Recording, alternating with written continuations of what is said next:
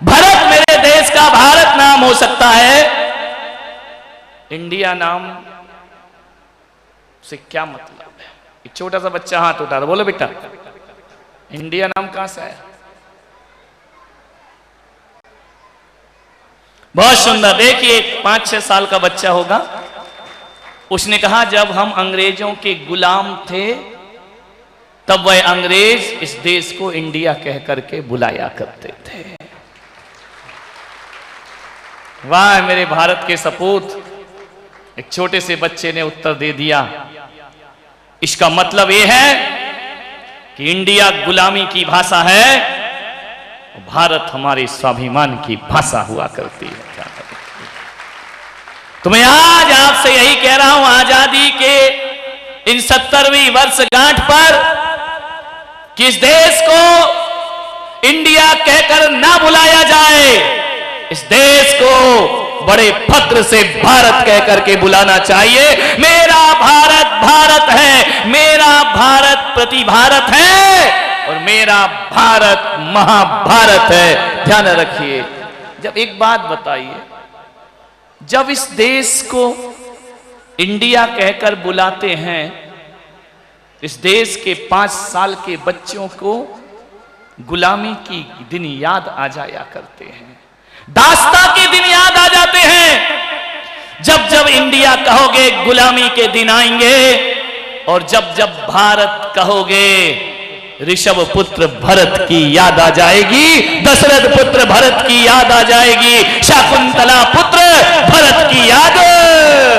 भारत में इतिहास जुड़ा है, इस देश का नाम भारत प्रथम तीर्थंकर ऋषभ देव के पुत्र चक्रवर्ती भरत से जुड़ा हुआ है। ध्यान रखना, ये भारत का भारत है। एक चीज, इस देश को कभी इंडिया कहकर मत बुलाना, भारत कहकर। भारत हमारा स्वाभिमान है, भारत हमारा गर्व है, भारत हमारा शौर्य है, भारत में त्याग है, तपस्या है, आदर्श है। भारत के पास गौरवशाली इतिहास है। ध्यान रखना। दूसरा प्रश्न मैं आपसे कर लूं।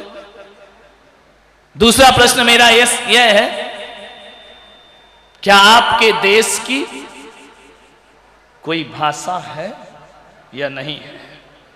बोलिए, आपके देश की कोई भाषा है या नहीं है? और यदि है तो फिर कौन सी है? बोलिए, हमारे देश की भाषा कौन सी है? जरा जोरों से गूंजा दीजिए। मेरे वतन की भाषा कौन सी है? मेरे भारत की भाषा कौन सी है? हिंदी है, हम वतन है हिंदुस्तान हमारा, सारे जहां से अच्छा। ध्यान रखें, हिंदी इस देश की भाषा है। अब मेरा प्रश्न है आपसे, यदि इस देश की भाषा हिंदी है तो फिर अंग्रेजी कहां से आ गई? ध्यान रखना। मैंने आपसे पूछा था किस देश को यदि भारत कहा जाता है तो इंडिया कहां से आया, और इस देश की भाषा यदि हिंदी है तो फिर अंग्रेजी कहां से आ गई? बताइए, इंग्लिश कहां से आ गई? बोलो। इंडियावी गुलामों ने दी गुलामी के दिन की यादें हैं, और अंग्रेजी भी विदेशियों की भाषा है। ये हमारे हिंदुस्तान की भाषा नहीं हो सकती है। ध्यान रखना। यदि हिंदी हमारे देश की भाषा है तो इस देश के कर्णधार संसद में बैठकर इंग्लिश क्यों बोलते हैं? मेरा आपसे एक प्रश्न है। पार्लियामेंट में बैठकर इंग्लिश भाषा का प्रयोग क्यों होता है? विधानसभा में बैठकर अंग्रेजी का प्रयोग क्यों होता है? मैं आपसे पूछना चाहता हूं, मैं देश के कर्णधारों से पूछना चाहता हूं, मैं देश के नेताओं से पूछना चाहता हूं कि जब ये वोट मांगने आते हैं, याद रखना, जब चुनाव का समय आता है और जब वोट मांगने आते हैं तो गुजरात का नेता घर घर जाकर गुजराती में वोट मांगता है, महाराष्ट्र का नेता मराठी में वोट मांगता है।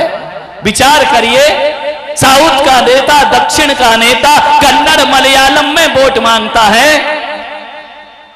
ये हमारी भाषाएं हैं इस देश की, ध्यान रखना। मुझे हर भाषा पे गर्व है, लेकिन मुझे उनकी भाषा पे बिल्कुल गर्व नहीं है जिस भाषा ने हमें बरसों गुलाम बना करके रखा हो, जिन्होंने हमें गुलामी की बेड़ियों में जकड़ दिया हो, जिन्होंने मेरी भारत माता पर बंधन डाल रखे हो। वो भाषा इतनी मान्य हो रही है इस देश में। वोट मांगने आते हैं उस समय अंग्रेजी नहीं बोलते हैं, गुजरात में जाएंगे गुजराती में वोट मांगेंगे, महाराष्ट्र में जाएंगे मराठी में वोट मांगेंगे, राजस्थान में जाएंगे मारवाड़ी में वोट मांगेंगे। लेकिन इन नेताओं को हो क्या जाता है, जैसे ही वोट मिल जाते हैं, संसद में जाकर बैठ जाते हैं, वहां गुजराती भी भूल जाते हैं, मराठी भी भूल जाते हैं, वहां जाकर और तो और अपनी राष्ट्रभाषा हिंदी भी भूल जाया करते हैं और वहां अंग्रेजी में भाषण प्रारंभ हो जाया करते हैं। ये अंग्रेजी हमारी छाती पर ऐसी चढ़कर बैठ गई है, ऐसा लगता है। आज मैं दो विषय पर बोलूंगा बस, हिंदी और हिंदुस्तान, ध्यान रखना, अपनी भाषा और अपने वतन, दो पर बोलूंगा बस। दो की ही जरूरत है आज हमें, मान्य।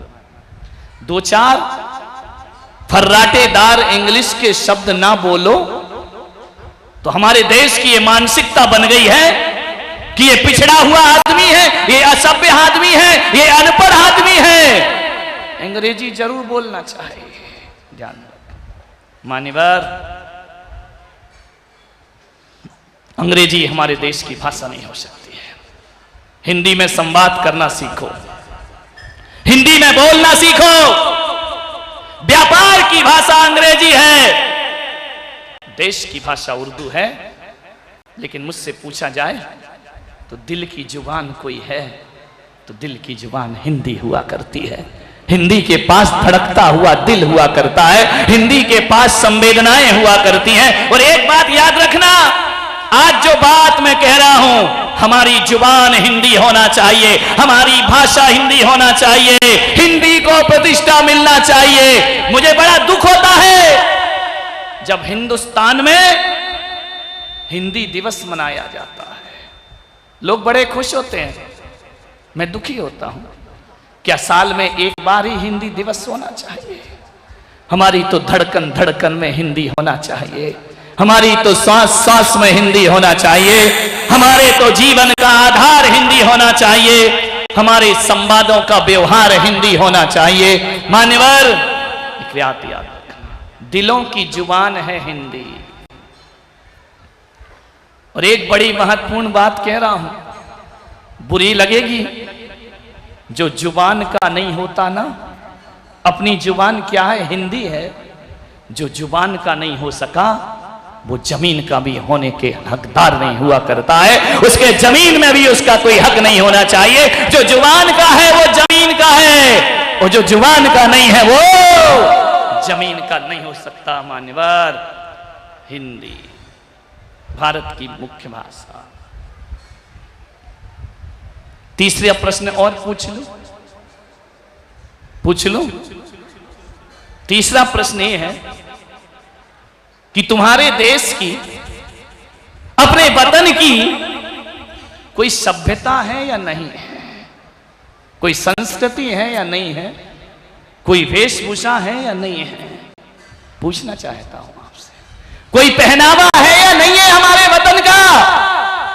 बोलिए। एक सभ्य वस्त्र पहने जाते हैं हमारे देश में। मैं आपसे पूछता चाहता हूं, यदि हमारे देश के कोई पहनावा है, हमारे देश की कोई सभ्यता है, तो आज की युवा पीढ़ी लंदन पेरिस से बने हुए दर्जी की पहनावे को क्यों स्वीकार करते हैं?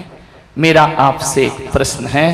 हमारे ये युवा और युवतियां पाश्चात्य कपड़े पहनने में क्यों गौरव महसूस करते हैं? हमारे देश की संस्कृति में हम गर्व महसूस क्यों नहीं करते हैं? मैं 3 प्रश्न लेकर आया हूं।